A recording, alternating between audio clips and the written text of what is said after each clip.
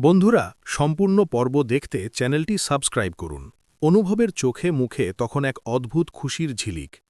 লাজুর মুখে নিজের জন্য উপহারের কথা শুনে সে যেন মুহূর্তের জন্য ভুলে গেল বনলতা বা সুদেবের অস্তিত্ব। লাজু আলতো করে তার ব্যাগ থেকে একটা ছোট নীল রঙের মোড়ক বের করল। অনুভবের হাতে সেটা দিতে দিতে লাজু বলল, এই নিন, এটা আপনার জন্য। আপনি সব সময় আমার কথা ভাবেন, আমার ভালোর জন্য লড়াই করেন, কিন্তু আমি আপনার জন্য কিছুই করতে পারি না, তাই এই ছোট জিনিসটা। অনুভব ধীর হাতে মোড়কটা খুলল। ভেতরে একটা খুব সুন্দর ফাউন্টেন পেন। কলমটা হাতে নিয়ে অনুভব লাজুর দিকে তাকিয়ে বলল, কলম কেন লাজু? লাজু হাসল আর বলল, আপনি যখন আমায় পড়ান তখন আপনার কলমটা মাঝে মাঝে কালিতে আটকে যায়। এই কলমটা দিয়ে আপনি যখন লিখবেন তখন যেন আপনার চিন্তাগুলো সব মসৃণভাবে কাগজে নেমে আসে। অনুভব কলমটা বুকের কাছে চেপে ধরল। তার মনে হল পৃথিবীর সমস্ত দামি হারের চেয়ে এই কলমটা অনেক বেশি মূল্যবান। এদিকে বনলতা বাড়িতে বসে আয়নার সামনে নিজেকে দেখছিল আর মনে মনে ভাবছিল অনুভব তাকে কতটা ভালোবাসে। কিন্তু অনুভবের এই নীরবতা তার মনে কোথাও একটা সন্দেহের দানা বাঁধছিল। সে ভাবছিল, অনুভব যদি তাকে ভালোই বাসে তবে মুখে কিছু বলছে না কেন। ঠিক সেই সময় অনু ঘরে ঢোকে। অনু এসে বনলতাকে বলে, কিরে, হারটা পরে খুব আয়না দেখছিস তো, কিন্তু একবারও কি ভেবে দেখেছিস এই হারটা আসলেও তোর কিনা? বনলতা রেগে গিয়ে বলল, মানে কি? অনুভব নিজে আলমারিতে রেখেছিল, আমায় ওয়ালেট নিতে বলেছিল, তার মানে ও চেয়েছিল আমি যেন ওটা খুঁজে পাই। অনু একটা তাচ্ছিল্যের হাসি হেসে বলল, ভুল করছিস বনলতা, অনুভব এই হারটা লাজুর জন্য এনেছিল। ও ভুল করে আলমারিতে রেখে গিয়েছিল আর তুই সেটাকে নিজের ভেবে বসে আছিস। বনলতার পায়ের তলা থেকে যেন মাটি সরে গেল। সে চিৎকার করে বলল, অসম্ভব, অনুভব এমনটা করতেই পারে না। ওই গ্রামের মেয়েটার জন্য ও এত দামি হার আনবে কেন? অনু শান্ত গলায় বলল, কারণ ও লাজুকে ভালোবাসে, আর তুই যদি সত্যিটা জানতে চাস তবে অনুভবকে সরাসরি জিজ্ঞেস কর। বনলতা অপমানে আর রাগে জ্বলতে শুরু করল। সে ঠিক করল সে আজই এর ভয়শালা করবে। অন্যদিকে সুদেব তখন তার গ্রামের বন্ধুদের সাথে বসে মদ খাচ্ছিল, আর লাজুর উপর তার রাগ ক্রমশ বাড়ছিল। সুদেবের এক বন্ধু বলল, কি রে সুদেব, তোর বউ তো এখন শহরের বড় মানুষের সাথে ঘোরে, তুই এখানে একা বসে আছিস? ও তোকে ছেড়ে ওই ডাক্তারবাবুর সাথে সংসার পাতবে না তো? সুদেব রাগে গ্রাসটা আছাড় মেরে ভেঙে ফেলল।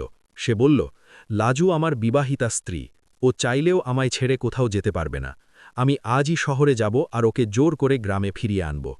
দেখি কোন ডাক্তারবাবু ওকে আটকায়। সুদেব টলতে টলতে স্টেশনের দিকে হাঁটা দিল। তার মাথায় তখন শুধু প্রতিশোধের নেশা। এদিকে অনুভব আর লাজু তখনও দাঁড়িয়ে কথা বলছিল। অনুভব লাজুকে বলল, লাজু, সুদেব যদি আবার তোমাকে বিরক্ত করে তবে তুমি চুপ থেকো না, আমায় জানাবে। ও মানুষটা বিপজ্জনক। লাজু মাথা নিচু করে বলল, আমি জানি, কিন্তু ও আমার আইনত স্বামী, আমি কি করে ওকে পুরোপুরি অস্বীকার করি? অনুভব লাজুর হাতটা ধরে বলল, যে সম্পর্কে সম্মান নেই সেই সম্পর্ককে বয়ে বেড়ানো কোনো বুদ্ধিমানের কাজ নয়। তুমি পড়াশোনা করছো, নিজের পায়ে দাঁড়াবে, তুমি একলা নও, আমি তোমার সাথে আছি। ঠিক সেই মুহূর্তে সেখানে সুদেব এসে হাজির হল। সুদেবকে দেখেই লাজু ভয়ে সিটিয়ে গেল। সুদেব এসে অনুভবের কলার ধরল আর বলল, কি রে, খুব তো প্রেম করা হচ্ছে পরের বউয়ের সাথে, গ্রামে তোদের কথা সবাই জেনে গেছে, চল লাজু, আমার সাথে চল। সুদেব লাজুর হাত ধরে হ্যাচকা টান দিল। অনুভব আর নিজেকে সামলাতে পারল না। সে সুদেবের হাতটা ঝটকা দিয়ে সরিয়ে দিয়ে এক চড় কষিয়ে দিল সুদেবের গালে। অনুভব গর্জে উঠে বলল, খবরদার সুদেববাবু, আর একবার যদি লাজুর গায়ে হাত দিয়েছেন তবে আমি ভুলে যাব যে আপনি ওর স্বামী, আমি আপনাকে সোজা জেলের ভাত খাওয়াব। সুদেব চড় খেয়ে থমকে গেল। সে বুঝতে পারল অনুভব এখন আর আগের মতো শান্ত নেই।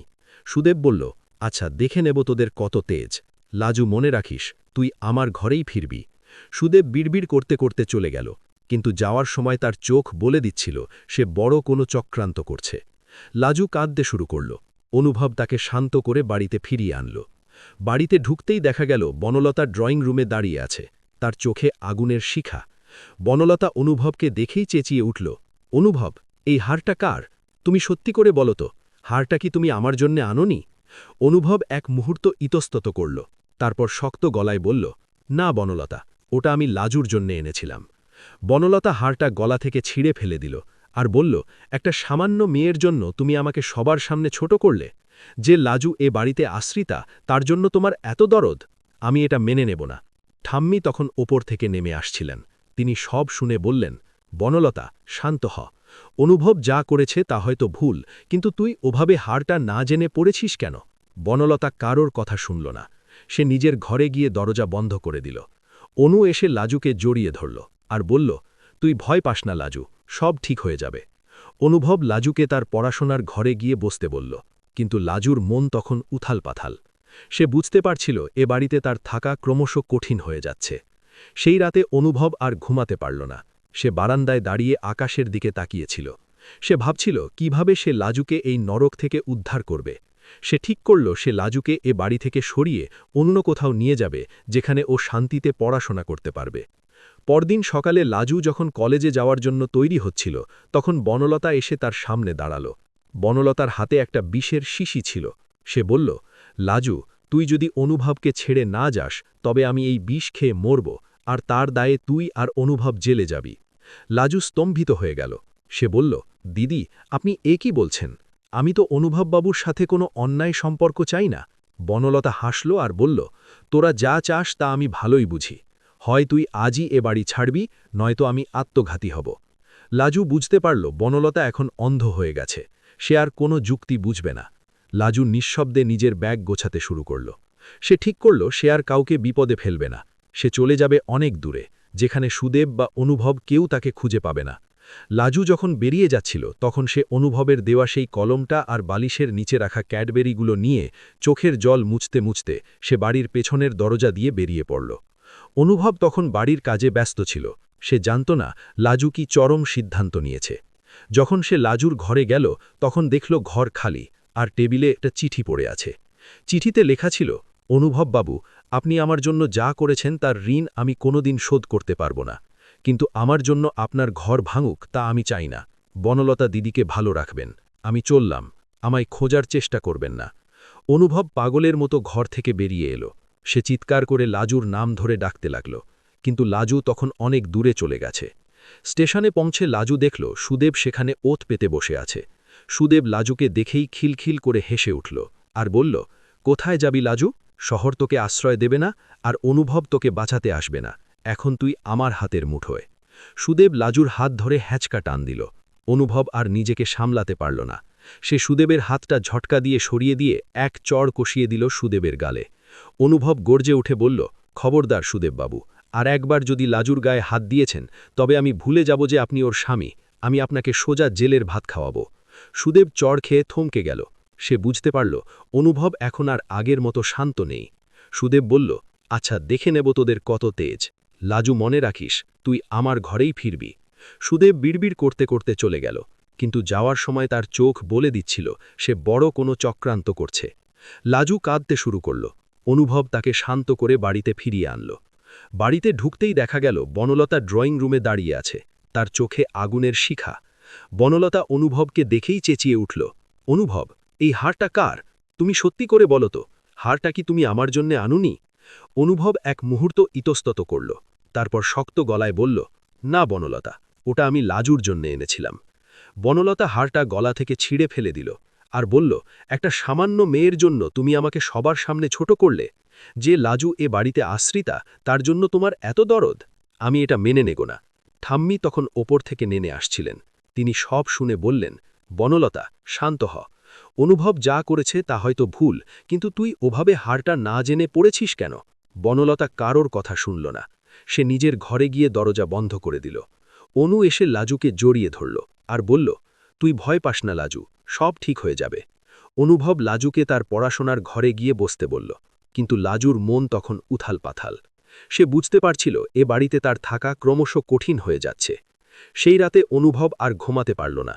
সে বারান্দায় দাঁড়িয়ে আকাশের দিকে তাকিয়েছিল। সে ভাবছিল কিভাবে সে লাজুকে এই নরক থেকে উদ্ধার করবে। সে ঠিক করল সে লাজুকে এ বাড়ি থেকে সরিয়ে অন্য কোথাও নিয়ে যাবে, যেখানে ও শান্তিতে পড়াশোনা করতে পারবে। পরদিন সকালে লাজু যখন কলেজে যাওয়ার জন্য তৈরি হচ্ছিল, তখন বনলতা এসে তার সামনে দাঁড়াল। বনলতার হাতে একটা বিষের শিশি ছিল।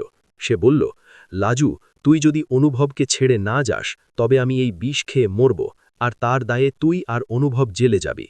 লাজু স্তম্ভিত হয়ে গেল। সে বলল, দিদি, আপনি কি বলছেন? আমি তো অনুভববাবুর সাথে কোনো অন্যায় সম্পর্ক চাই না। বনলতা হাসল আর বলল, তোরা যা চাস তা আমি ভালোই বুঝি। হয় তুই আজই এ বাড়ি ছাড়বি, নয়তো আমি আত্মঘাতী হব। লাজু বুঝতে পারল বনলতা এখন অন্ধ হয়ে গেছে। সে আর কোনো যুক্তি বুঝবে না। লাজু নিঃশব্দে নিজের ব্যাগ গোছাতে শুরু করল। সে ঠিক করল সে আর কাউকে বিপদে ফেলবে না। সে চলে যাবে অনেক দূরে, যেখানে সুদেব বা অনুভব কেউ তাকে খুঁজে পাবে না।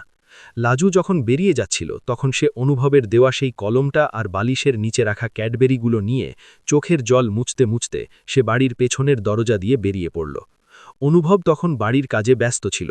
সে জানত না লাজু কি চরম সিদ্ধান্ত নিয়েছে। যখন সে লাজুর ঘরে গেল তখন দেখল ঘর খালি, আর টেবিলে একটা চিঠি পড়ে আছে।